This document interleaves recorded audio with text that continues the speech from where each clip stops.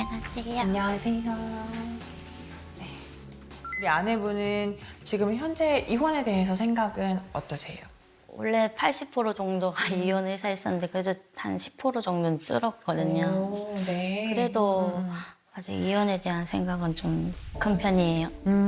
그러면 뭐 이혼한다는 전제 하에는 네. 어떤 게 궁금한지 이런 거 한번 말씀 나눠볼게요. 남편이 폭력, 폭언 이런 것도 있고 해가지고 제가 우울증 이런 것도 병원 좀 다니고 했거든요. 네. 그런 걸로 인해서 위자료 청구를 좀 하고 싶은데 이거 얼마까지 받을 수 있어요? 3천만 원? 진짜요? 생각보다는 크지 않죠. 큰데요? 아, 그래요? 잠시만요. 그 정도로 많이 받을 수 있다는 거에 좀 놀랬고 더 받을 수 있구나. 그러면 받아야 되겠다. 네, 무조건 받아야겠다. 근데 일을 해도 여기저기 빚이 많아가지고 뭐 그것도 줄지 안 줄지 모르겠어요. 남편 아직 젊잖아요. 근로를 오래오래 할 건데. 일은 진짜 성실하게 잘 하기는 하는데 벌어오는 게 없을 뿐이에요. 어떡해. 남편은 칭찬도 해주고. 근데 그건 진짜 인정해줘야 될 부분이긴 해요. 속상하네요. 남편분이 이걸 좀 알아야 될 텐데. 사실 3천만 원도 적은 거죠. 왜냐면은 우리 아내분이 이 상황이 어떻게 보면 조금 무뎌진 게 아닌가 해가지고 좀 속상한 생각이 드는데 큰 유책 사유죠. 전 보고 엄청 속상했어요. 전 판결 나올 수 있을 거라고 생각을 합니다. 어떤 면이? 뭐가 가장 심한 겁니까? 여자 문제가 제일 심한 것 같아요. 여자 문제. 여자 문제는 어떤 문제예요? 지속적인 만남을 쭉 가지는 건가요? 아니면 바뀌면서 바뀌면서? 네. 그러니까 지속적으로는 관계를 안 가져요? 네. 그런 관계에 있으신 이성은 없는 거예요? 네 없어요. 어떤 식으로 하는지. 채팅 어플 그냥 하는 건데 이거는 이제 안 하시는 거예요? 이제는? 안 해요. 아무것도 안 이제는 해요. 어플이나 이런 것들을 안 한다? 아무것도 안 하고 그냥 그냥 시도를 안 해요. 만약에 육체적 관계를 가졌다. 횟수가 상관이 있을까요? 상관없다고 봐요. 상관이 있어요. 이게 상관이 있어요. 몰랐죠. 한 번에 성립되는 게 아니구나. 어차피 바람 폈으니까 바람은 바람이다 라고 끝이라 생각했어요. 위자료 측정할 때도 보면 부정행위의 뭐 경위, 횟수 이런 것들 다 고려해. 오토바이 타시잖아요. 네. 그러면 오토바이에 뒤에 태워주고 이럴 때 이런 관계가 되면 바람일까요? 그 정도는 아니라고 생각드려요. 그렇죠? 네. 법적으로는 그것도 바람이고 이혼의 사유인 부정행위예요. 그러면 그게 나에게 귀책 사유가 되고 내가 아니라 너에게 남편분에게 귀책 사유가 되고 그러면 위자료를 줘야 되는 상황이 되는 거예요. 제가 생각했던 거랑 반대였구나. 관계를 가지고 지속적인 롱으로 가는 게 바람인 걸로 생각했는데 짧게 만나도 이게 바람이 성립이 되는 게 놀랐죠.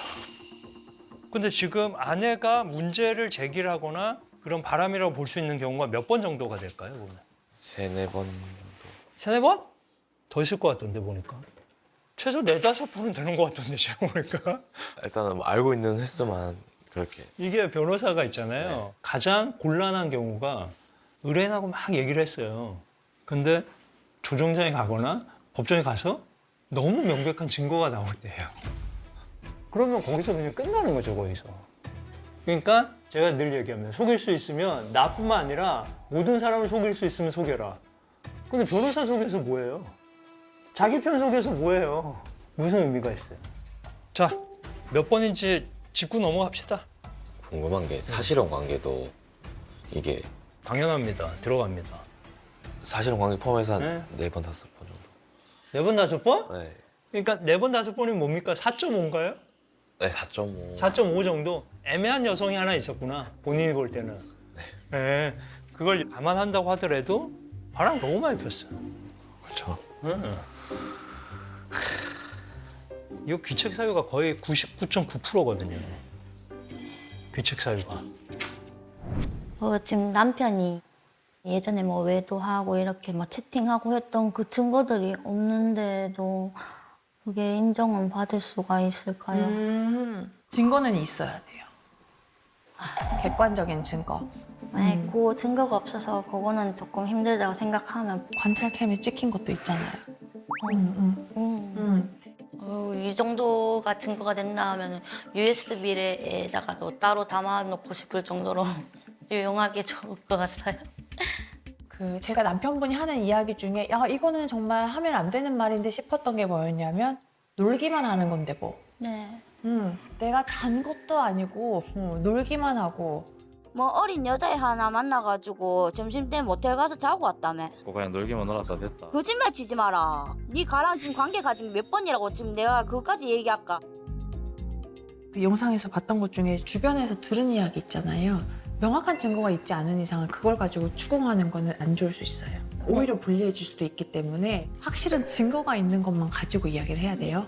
근데 제가 남편 핸드폰 이렇게 본 거 한 거 그것도 유책 사유가 되지요. 그거는 형사 고소하면 형사처벌의 대상이 될 수 있어요. 아무리 부부 사이라고 할지라도 형사처벌의 대상이 돼요. 하지만 이제 형사처벌이 되기는 하는데 그게 곧 지금 상황에서 바로 유책이 되지는 않을 거예요. 그러니까 왜냐면은 사실 제가 아무리 변호사여도 네. 제 남편이 만약에 수상하게 바람을 핀다. 핸드폰 보겠죠. 저라도 보겠죠.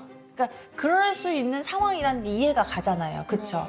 그래서 내가 확인을 하기 위해서 봤다면 그러면 내가 형사처벌 대상이 될지언정 내 유책이 바로 되지는 않을 거예요. 이혼 소송에서. 아내분이 남편분 핸드폰 몰래 보는 거 어때요? 근데 만약 패턴이 아무것도 안 걸린 상태에서 이거 훔쳐보는 거 종은 이제 드디어 이런 질문을 하게 되네. 본인의 이제 생활과 밀접해지면 이런 질문들이 나온다고. 아 그때 내가 비밀번호 안 걸었는데 그건 혹시 괜찮나? 이거잖아요 보면. 그렇죠? 비밀 침해라는 죄가 있어요. 비밀 침해라는 죄가 있어요. 그건 따져야 돼. 비밀번호를 핸드폰에 걸지 않았다고 해서 그 핸드폰 안에 있는 내 비밀을 다른 사람이 그냥 봐도 좋다라는 의사는 아닐 거라고 보면. 아니 좋아, 바람핀 거 인정합니다. 하지만 남의 핸드폰을 풀어가지고 그렇게 본 건 비밀 침해고 그게 이제 범죄가 될 수 있기 때문에 거기에 따른 책임도 사실 있다고 본다. 아내에게. 따라서 그걸 종합적으로 고려해서 위자료를 좀만 깎아달라. 네. 괜찮습니까? 전략은 일단 그렇게 짭시다.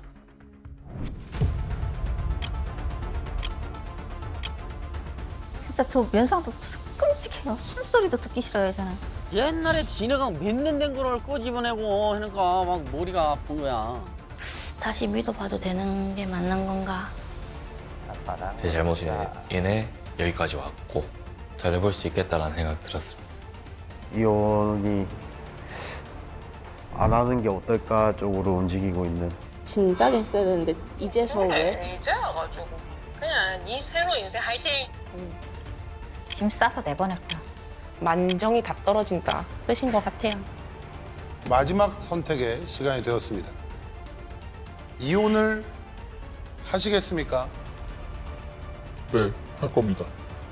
이혼 숙녀 캠프 사상 최초로 이곳에서 이혼을 선택하게 됐는데요.